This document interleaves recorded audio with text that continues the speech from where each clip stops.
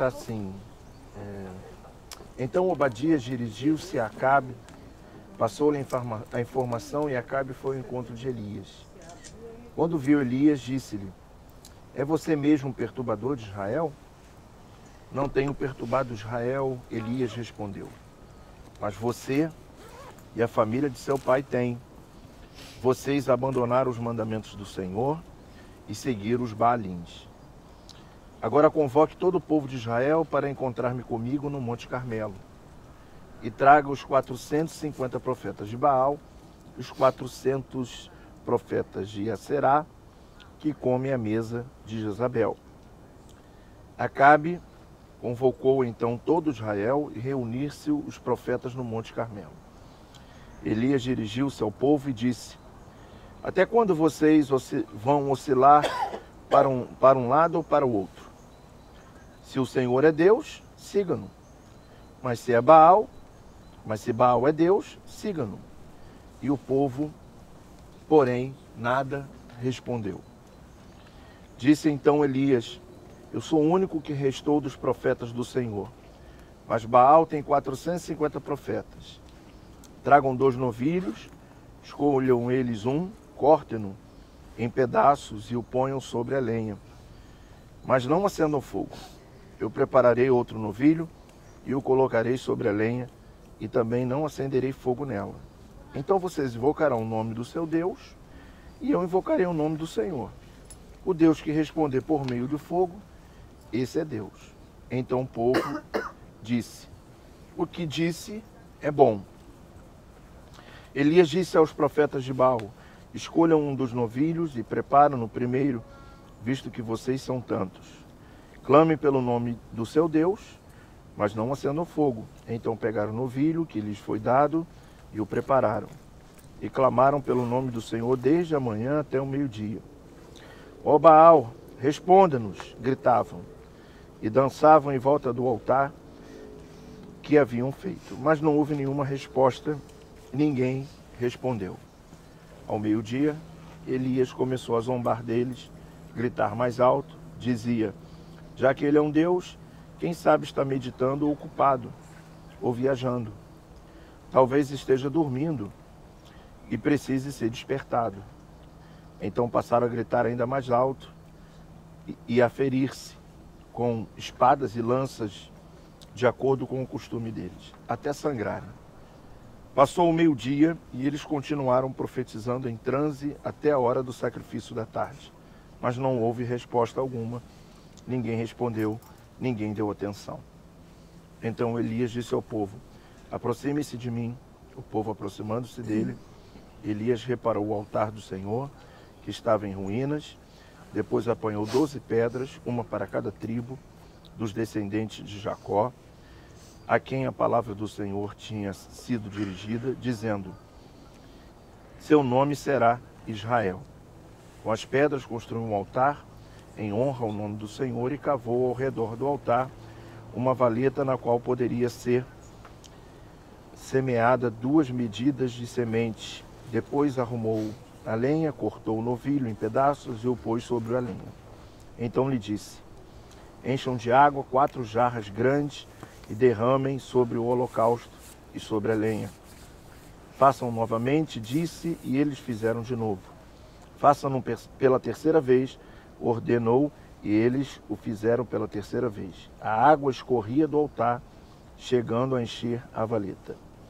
Na hora do sacrifício, o profeta Elias colocou-se à frente do altar e orou: ó Senhor, Deus de Abraão, de Isaque e de Israel, que hoje fique conhecido que tu és o Deus em Israel e que sou teu servo e que fiz todas essas coisas por uma ordem tua. Responde-me, ó Senhor, responde-me, para que este povo saiba que tu és o Senhor, és Deus e que fazes o coração deles voltar para mim.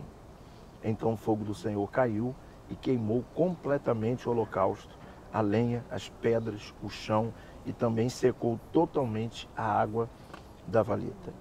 Quando o povo viu isso, todos caíram prostrados e gritaram: o Senhor é Deus, o Senhor é Deus.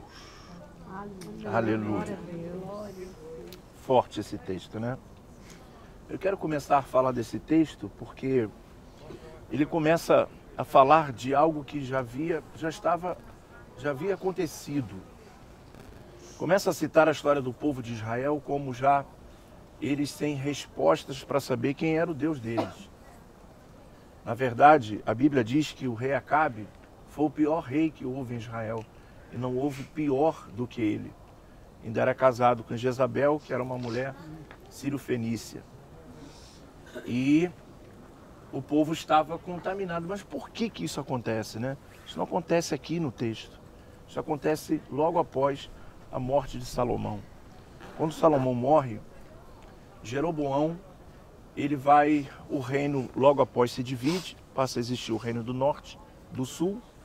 Quando vamos ler a nossa Bíblia e começamos a ler primeira Reis, segunda Reis, primeira Crônicas, segunda Crônicas, e vamos olhar os livros dos profetas maiores e menores, nós vamos observar que diz assim, Josafá, rei de Judá, e nós vamos ver Onri, rei de Israel, e nós vamos ver que uns governavam no norte e outros governavam no sul. No norte ficaram as 10 tribos, era Israel e a sua capital Samaria, e no reino do sul Judá e a sua capital Jerusalém. E Roboão, que era filho, vai herdar o reino do sul, onde ficava o templo. E Jeroboão era um homem que servia a Salomão, apenas.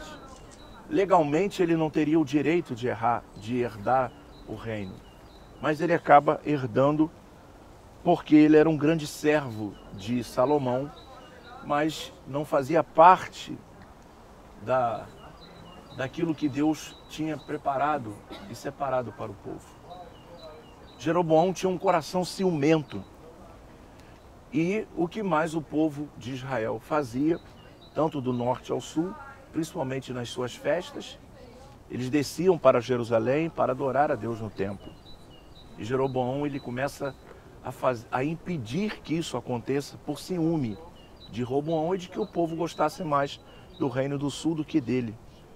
Então ele começa a criar um lugar de adoração no meio do caminho, impedindo o povo que descesse a Jerusalém. E automaticamente vai criando os seus deuses e vai criando os Baals, que são deuses pagãos, né? São vários, e é detectado Baals para fazer uma parte, sintetizar a idolatria do povo. E ali o povo começa então a se perder. Elias profetizou no Reino do Norte. Aqui justamente nós estamos nessa região, e Elias, ele estava diante de um rei. E esse pecado, voltando aqui só para a gente compreender, de Jeroboão fica tão forte que a Bíblia, quando vai anunciar o rei que sucedia o outro, vai dizer, e eles cometeram o pecado de Jeroboão. Quer dizer, o pecado de Jeroboão passa a ser então identificado como algo que se herdava de um reino para o outro. Não havia ninguém para quebrar aquele momento, né? Não havia ninguém para entrar e limpar, como Josafá fez e entrou e tirou os Baals do templo e fez uma reforma espiritual, levou o povo de volta à adoração. Não havia ninguém, isso foi perdurando por muitos anos, até chegar o rei Acabe e esse pecado já havia se multiplicado, o povo havia perdido o contato com Deus de Israel, e agora a situação é grave, porque eles perderam o sentido da adoração. E quando Elias vai perguntar a eles, manda reunir eles e diz assim, olha, quem vocês vão adorar? Se vocês quiserem adorar Baal, beleza, mas se vocês quiserem adorar ao Deus de Israel, amém. Eles não sabiam responder, porque estavam tão forte dentro deles essa vida dupla de, não, isso aqui não tem nada a ver, eu posso adorar aqui, mas também adoro o Deus de Israel. E Deus, ele não divide a sua glória com ninguém. E o povo não sabia responder. Havia uma apostasia muito forte aqui nesse lugar, nesse povo, nessa época. Mas isso não aconteceu do nada. Vem lá de trás que se foi herdando e se foi multiplicando o afastamento do povo de Deus da presença dele. E Elias, de uma forma extraordinária, ele decide então, para que esse povo pudesse voltar. Lembra que ontem nós estávamos lá em Cafarnaum, e quando nós perdemos o contato, perdemos o arrependimento, nós vamos virar ruínas. Esse povo estava em ruína e, na verdade, precisavam ver alguma coisa para que pudessem ter um contato de novo com Deus de Israel. E o texto é claro, e todos nós conhecemos esse texto. Vai dizer que ele manda os profetas de Baal. Para você ter uma ideia, 450 profetas, olha quanto tempo isso perdurou, olha quanto tempo isso se tornou algo forte aqui na nação, há quanto tempo esse povo estavam longe de Deus. E mandou que eles clamassem e mandassem fogo sobre o holocausto, e eles ficaram lá de manhã até meio-dia e nada aconteceu. E depois eles se cortaram com as suas espadas num desespero e nada aconteceu. Eu acredito que Deus tem a coisa mais importante do que ficar mandando fogo do céu. Muitas das vezes a gente fica assim, manda fogo do céu. Será que a gente precisa ver o fogo do céu para acreditar em Deus? Pelo fato de acordar todos os dias, estar respirando, ter mais um dia de vida, mais uma oportunidade, mas o momento era crítico. E quando há um momento crítico, Deus tem que revelar alguma coisa extraordinária. Como Moisés, que estava no deserto, 40 anos na terra de Midian, até que Deus então tem que aparecer a ele como uma sarça que se queimava e não se consumia, porque ele precisava entender que aquele era o Deus dos hebreus. E muitas das vezes, todas as pessoas que buscam o milagre, que buscam a profecia, que buscam saber o futuro, que buscam saber o que vai acontecer amanhã e buscam esses tipos de doutrina, é porque as pessoas estão afastadas de Deus. Elas estão longe e precisam ver um sinal para que possam acreditar de novo. Porque quando nós vivemos com Deus, o sinal é diário. É a presença dele na nossa vida. E ele então, depois que nada acontece, ele começa a debochar. E ele começa a dizer, ele está dormindo, o Deus de vocês aí está dormindo, eu tenho que acordar ele, talvez ele esteja viajando.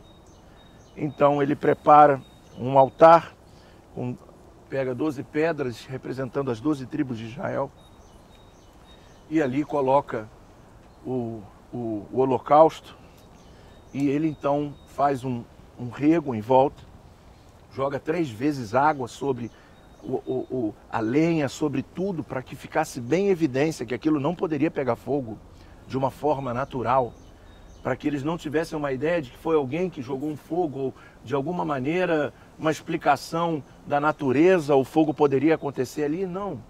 Ele então bota bastante água para que todos vissem que o fogo viria do Senhor.